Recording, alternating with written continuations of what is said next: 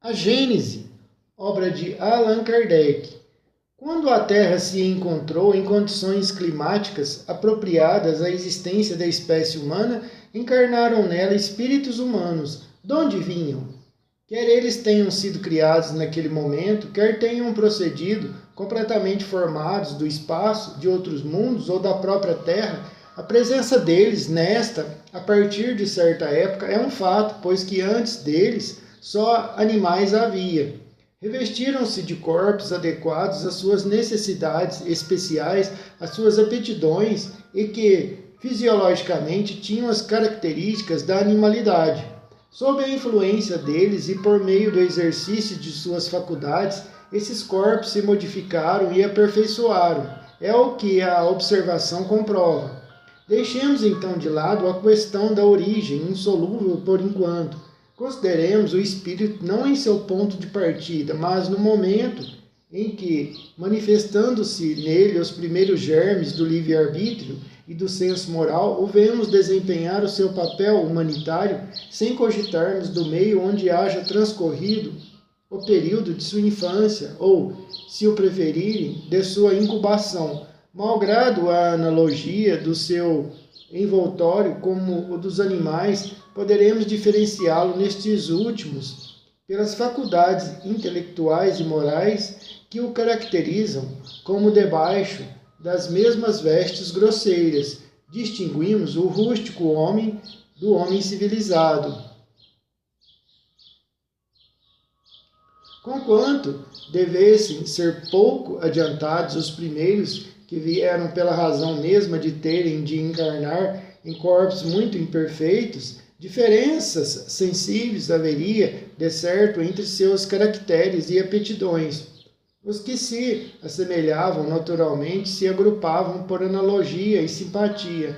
Achou-se a terra, assim, povoada de espíritos de diversas categorias, mais ou menos aptos ou rebeldes ao progresso, recebendo os corpos a impressão do caráter do espírito e propiciando-se esses corpos na conformidade dos respectivos tipos, resultaram daí diferentes raças, quer quanto ao físico, quer quanto ao moral.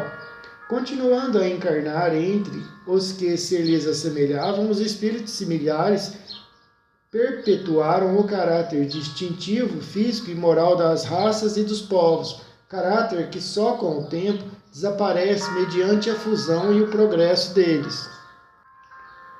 Ver em Revista Espírita, julho de 1860, Frenologia e Fisiognomonia.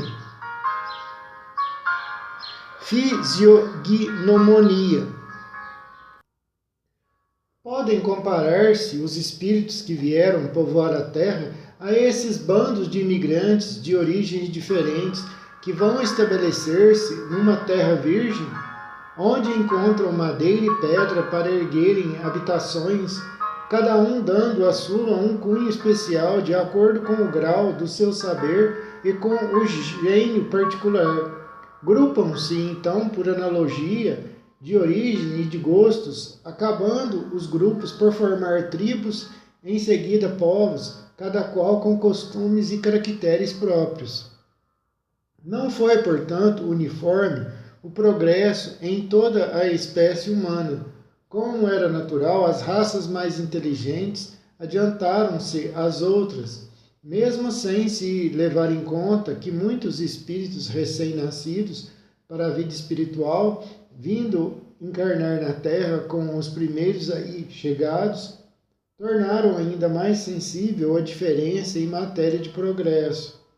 Fora, com efeito, impossível atribuir-se a mesma ancianidade de criação aos selvagens, que mal se distinguem do macaco, e aos chineses, nem ainda menos aos europeus civilizados. Entretanto, os espíritos dos selvagens também fazem parte da humanidade e, por sua vez, alcançarão um dia o nível em que se acham seus irmãos mais velhos. Mas, sem dúvida, não será em corpos da mesma raça física, impróprios a um certo desenvolvimento intelectual e moral. Quando o instrumento já não estiver em correspondência com o progresso que hajam alcançado, eles emigrarão daquele meio para encarnar no outro mais elevado e assim por diante, até que tenham conquistado todas as graduações terrestres, ponto em que deixarão a Terra para passar a mundos mais avançados. Reencarnações. O princípio da reencarnação é uma consequência necessária da lei do progresso. Sem a reencarnação, como se explicaria a diferença que existe entre o presente estado social e o dos tempos de barbárie? Se as almas são criadas ao mesmo tempo que os corpos, as que nascem hoje são tão novas, tão primitivas quanto as que viviam aqui há milhares de anos. Temos ainda que nenhuma conexão haveria entre elas, nenhuma relação necessária. Seria de todo estranha umas às outras. Por que então as de hoje haviam de ser melhor dotadas por Deus do que as precederam? Por que têm aquelas melhor compreensão? Por que possuem instintos mais apurados, costumes mais brandos? Por que têm a intuição de certas coisas que, sem haverem aprendido, duvidamos de que alguém saia desses dilemas, a menos admita que Deus cria almas de diferentes qualidades, de acordo com os tempos e lugares, proposição inconciliável com a ideia de um Deus justo, bom e soberano. Admitia, ao contrário, que as almas de agora já viveram em tempos remotos, que possivelmente foram bárbaras, como os séculos em que estiveram no mundo, mas que progrediram, que para cada nova existência trazem o que adquiriram nas existências precedentes, que, por conseguinte, as dos tempos civilizados não são almas criadas mais perfeitas, porém que se aperfeiçoaram por si mesmas com o tempo, e tereis a única explicação plausível da causa do progresso social. Pensam alguns que as diferentes existências da alma se efetuam, passando elas de mundo em mundo e não no mesmo orbe, onde cada espírito viria uma única vez. Seria admissível esta doutrina se todos os habitantes da Terra estivessem no mesmo nível intelectual e moral. Eles então só poderiam progredir indo de um mundo a outro e nenhuma utilidade lhes adviria da encarnação na Terra. Desde que aí se notam a inteligência e a moralidade em todos os graus, desde a selvageria que beira o animal até a mais adiantada civilização, é evidente que esse mundo constitui um vasto campo de progresso. Por que haveria o selvagem de ir procurar alhures o grau de progresso logo acima do em que ele está, quando esse grau se lhe acha ao lado e assim sucessivamente? Porque não teria podido o homem, adiantado fazer os seus primeiros estágios, senão em mundos inferiores, quando ao seu derredor estão seres análogos aos desses mundos, quando não só de povo a povo, mas no seio do mesmo povo e da mesma família, há diferentes graus de adiantamento. Se fosse assim, Deus houvera feito coisa inútil, colocando lado a lado a ignorância e o saber, a barbárie e a civilização, o bem e o mal, quando precisamente esse contato é que faz que os retardatários avancem. Não há, pois, necessidade de que os homens mudem de mundo a cada etapa de aperfeiçoamento, como não há de que o estudante mude de colégio para passar de uma classe a outra. Longe de ser isso vantagem para o progresso, ser-lhe-ia um entrave, porquanto o espírito ficaria privado do exemplo que lhe oferece a observação do que ocorre nos graus mais elevados e da possibilidade de reparar seus erros no mesmo meio em presença dos a quem ofendeu, possibilidade que é para ele o mais poderoso modo de realizar o seu progresso moral. Após curta coabitação, dispersando seus espíritos e tornando-se estranhos uns aos outros, romper-se-iam todos os laços de família, à falta de tempo para se consolidarem.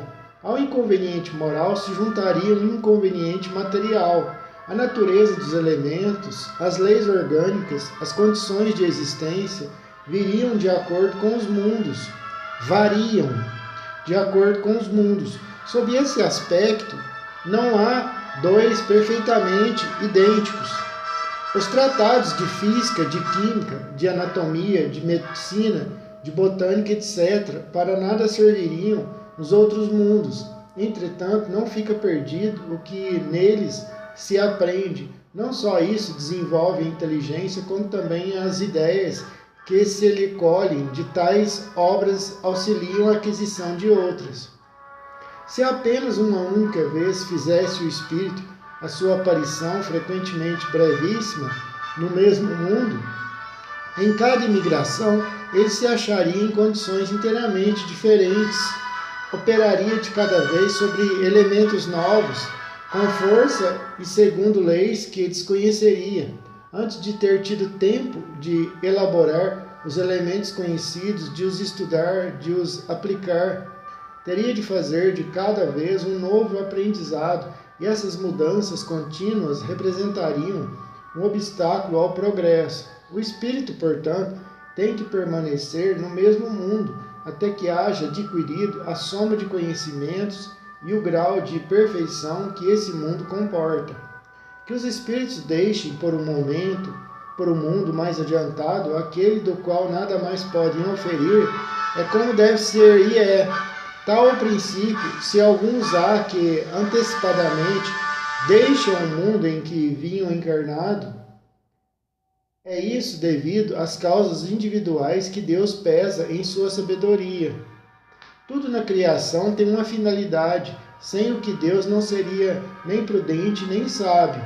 Ora, se a Terra se destinasse a ser uma única etapa do progresso para cada indivíduo, que utilidade haveria para os espíritos das crianças que morrem em tenra idade vir passar aí alguns anos, alguns meses, algumas horas até, durante os quais nada podem aurir dele? O mesmo ocorre se pondere com referência aos idiotas e aos cretinos. Uma teoria somente é boa sobre a condição de resolver todas as questões a que diz respeito. A questão das mortes prematuras ha sido uma pedra de tropeço para todas as doutrinas, exceto para a doutrina espírita, que a resolveu de maneira racional e lógica e completa. Para o progresso daqueles que cumprem na Terra uma missão normal, a vantagem real é envolverem ao mesmo meio para aí continuarem o que deixaram inacabado, muitas vezes na mesma família ou em contato com as mesmas pessoas, a fim de repararem o mal que tenham feito ou de sofrerem a pena de talião. Emigrações e emigrações dos espíritos. No intervalo de suas existências corporais, os espíritos se encontram no estado de erraticidade e formam a população espiritual ambiente da Terra. Pelas mortes e pelos nascimentos, as duas populações, terrestre e espiritual, desaguam incessantemente uma na outra. Há, pois, diariamente, emigrações do mundo corpóreo para o mundo espiritual e do mundo espiritual para o mundo material. Em certas épocas, determinadas pela sabedoria divina, essas emigrações e imigrações, em certas épocas determinadas pela sabedoria divina, essas emigrações e imigrações se operam por massas mais ou menos consideráveis em virtude das grandes revoluções que lhe ocasionam a partida simultânea em quantidades enormes, logo substituídas por equivalentes quantidades de encarnações. Os flagelos destruidores e os cataclismos devem, portanto, considerar-se como ocasiões de chegadas e partidas coletivas, meios providenciais de renovamento da população corporal do globo, de ela se retemperar pela introdução de novos elementos espirituais mais depurados. Na destruição que por essas catástrofes se verifica de grande número de corpos, nada mais há do que rompimento de vestiduras. Nenhum espírito perece, eles apenas mudam de planos. Em vez de partirem isoladamente, partem em bandos. Essa é a única diferença, visto que, ou por uma causa ou por outra, fatalmente tem que partir cedo ou tarde. As renovações rápidas, quase instantâneas, que se produzem no elemento espiritual da população por efeito dos flagelos destruidores, apressam o progresso social. Sem as emigrações e imigrações que de tempos a tempos lhe vêm dar violento impulso, só com extrema lentidão esse progresso se realizaria. É de notar-se que todas as grandes calamidades que dizimam as populações são sempre seguidas de uma era de progresso, de ordem física, intelectual ou moral e, por conseguinte, no estado social das nações que as experimentam. É que elas têm por fim operar uma remodelação na população espiritual, que é a população normal e ativa do globo. Essa transfusão que se efetua entre a população encarnada e desencarnada de um planeta, igualmente se efetua entre os mundos, que individualmente nas condições normal, que por massas em circunstâncias especiais, condições normais. Há, pois, emigrações e imigrações coletivas de um mundo para o outro, donde resulta a introdução na população de um deles de elementos inteiramente novos. Novas raças de espíritos vindo misturar-se às existentes constituem novas raças de homens. Ora, como os espíritos nunca mais perdem o que adquiriram, consigo trazem eles sempre a inteligência e a intuição dos conhecimentos que possuem, o que faz que imprimam o caráter que lhes é peculiar à raça corpórea que venham animar. Para isso, só necessitam de que novos corpos sejam criados para serem por eles usados. Uma vez que a espécie corporal existe, eles encontram sempre corpos prontos para os receber. Não são mais, portanto, do que novos habitantes. Chegando à Terra, integram-lhe a princípio a população espiritual, depois encarnam com os outros. Raça adâmica. De acordo com o ensino dos espíritos, foi uma dessas grandes imigrações, ou se quiser, uma dessas colônias de espíritos vindas de outra esfera que deu origem à raça simbolizada na pessoa de Adão e, por esta razão, chamada raça adâmica. Quando ela que chegou, a Terra já estava povoada, desde tempos imemoriais, como a América, quando aí chegaram os europeus. Mais adiantada do que as que a tinham precedido neste planeta, a raça adâmica é, com efeito, a mais inteligente, a que impele ao progresso todas as outras. A Gênese nos mostra desde os seus primórdios, industriosa, apta às artes e às ciências, sem haver passado aqui pela infância espiritual, o que não se dá com as raças primitivas, mas concorda com a opinião de que ela se compunha de espíritos que já tinham progredido bastante. Tudo prova que a raça adâmica não é antiga na Terra e nada se opõe a que seja considerada como habitando este globo desde apenas alguns milhares de anos, o que não estaria em contradição nem com os fatos geológicos, nem com as observações antropológicas, antes tenderia a confirmá-las. No estado atual dos conhecimentos, não é admissível a doutrina segundo a qual todo gênero humano procede de uma individualidade única de há 6.000 anos somente a esta parte. Tomadas a ordem física e a ordem moral, as considerações que a contradizem se resumem no seguinte: do ponto de vista fisiológico, algumas raças apresentam característicos típicos particulares que não permitem se lhes assinale uma origem comum. Há diferenças que, evidentemente, não são simples efeito do clima, pois que os brancos que se reproduzem nos países dos negros não se tornarão negros e reciprocamente. O ardor do sol tosta o brune, a epiderme, porém nunca transformou um branco em negro, nem ele achatou o nariz ou mudou a forma dos traços da fisionomia, nem ele tornou lanzudo e encarapinhado o cabelo comprido e sedoso. Sabe-se hoje que a cor do negro provém de um tecido especial subcutâneo, peculiar à espécie. Há, pois, de se considerar as raças negras, mongólicas, caucásicas, como tendo origem própria, como tendo nascido simultânea ou sucessivamente em diversas partes do globo. O cruzamento delas produziu as raças mistas secundárias. Os caracteres fisiológicos das raças primitivas constituem indício evidente de que elas procedem de tipos especiais. As mesmas considerações se aplicam, conseguintemente, assim aos homens quanto aos animais, no que concerne à pluralidade dos troncos. Adão e seus descendentes são apresentados na Gênese como homens sobremaneira. Adão e seus descendentes são apresentados na Gênese como homens sobremaneira inteligentes, pois que desde a segunda geração constroem cidades, cultivam a terra, trabalham os metais. São rápidos e duradouros seus progressos nas artes e nas ciências. Não se conceberia, portanto, que esse tronco tenha tido como ramos numerosos povos, tão atrasados de inteligência, tão rudimentar, que ainda em nossos dias rastejam a animalidade, que hajam perdido todos os traços e até a menor lembrança do que faziam seus pais.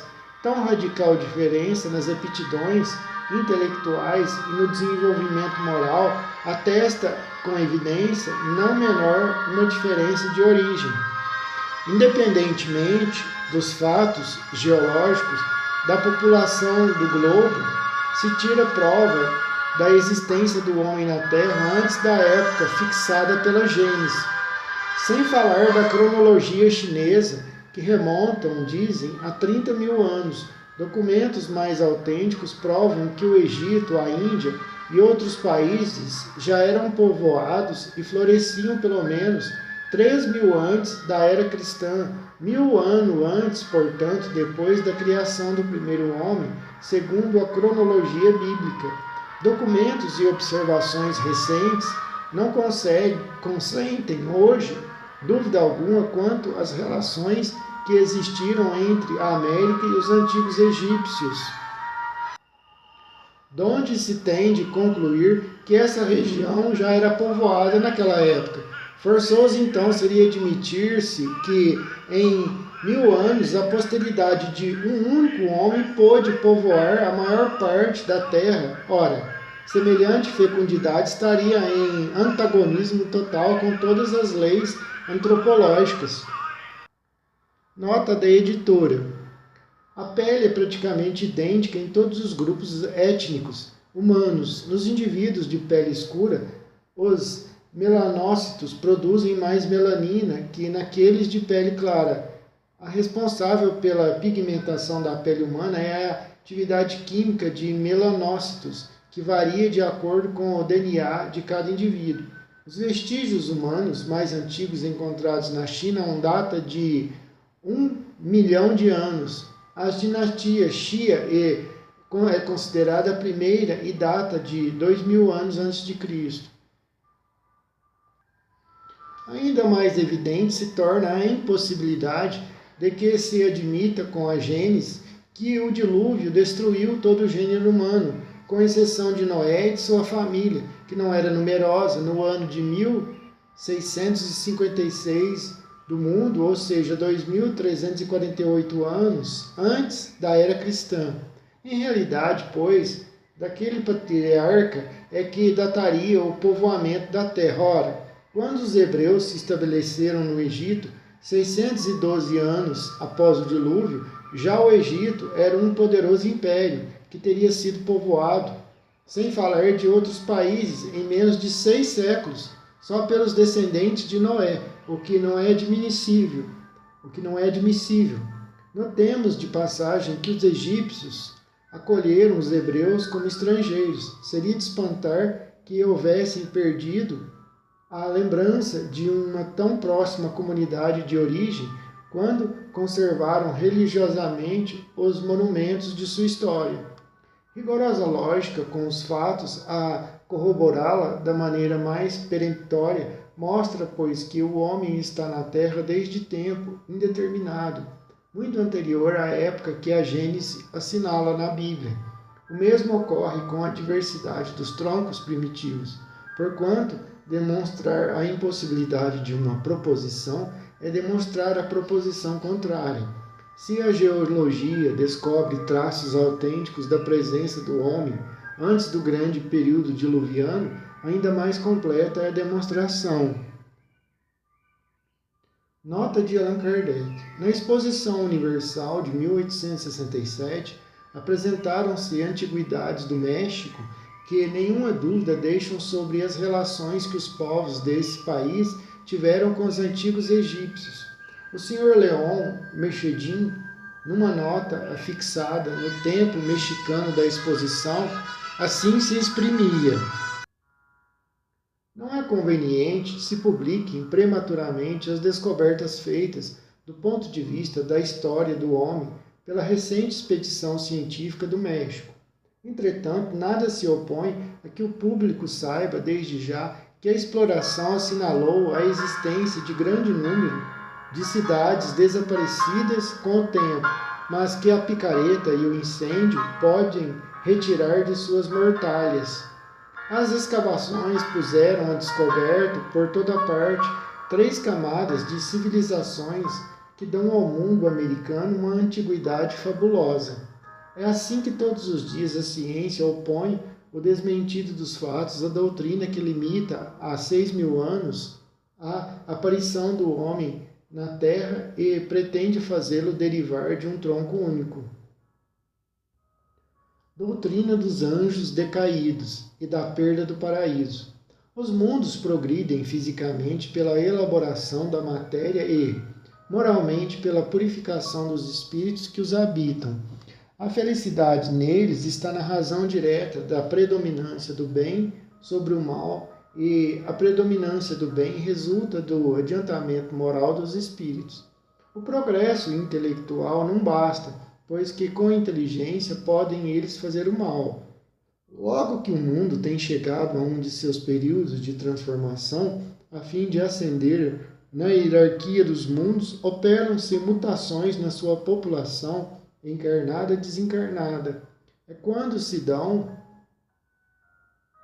as grandes emigrações e imigrações, o que, apesar da sua inteligência e do seu saber, perseveraram no mal, sempre revoltados contra Deus e suas leis, se tornariam daí em diante um embaraço ao ulterior progresso moral, uma causa permanente de perturbação para a tranquilidade e a felicidade dos bons, pelo que são excluídos da humanidade, a que até então pertenceram e tangidos para mundos menos adiantados, onde aplicarão a inteligência e a intuição dos conhecimentos que adquiriram ao progresso realizado daqueles entre os quais passam a viver, ao mesmo tempo que expiarão por uma série de existências penosas e por meio de árduo trabalho suas passadas faltas e seu voluntário endurecimento.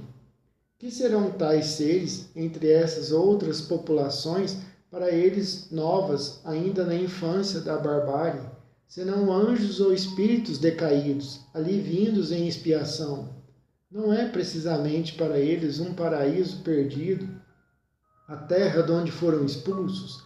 Essa terra não lhes era um lugar de delícias, em comparação com o meio ingrato, onde vão ficar relegados por milhares de anos, até que hajam merecido libertar-se dele? A vaga lembrança intuitiva do lugar que saíram, da terra de onde vieram, é uma como longínqua miragem a lhes recordar o que perderam por culpa própria. Nota de Allan Kardec. Quando, na Revista Espírita de janeiro de 1862, publicamos um artigo sobre a interpretação da doutrina dos anjos decaídos, apresentamos essa teoria como simples hipótese, sem outra autoridade afora a de uma opinião pessoal controvertível, porque nos faltavam então elementos bastantes para uma afirmação peremptória. Expusemo-la a título de ensaio, tendo em vista provocar o exame da questão, decididos, porém, a abandoná-la ou modificá-la se fosse preciso. Presentemente, essa teoria já passou pela prova do controle universal. Não só foi bem aceita pela maioria dos espíritas, como a mais racional e a mais concorde com a soberana justiça de Deus, mas também foi confirmada pela generalidade das instruções que os espíritos deram sobre o assunto. O mesmo se verificou com a que concerne a origem da raça adâmica.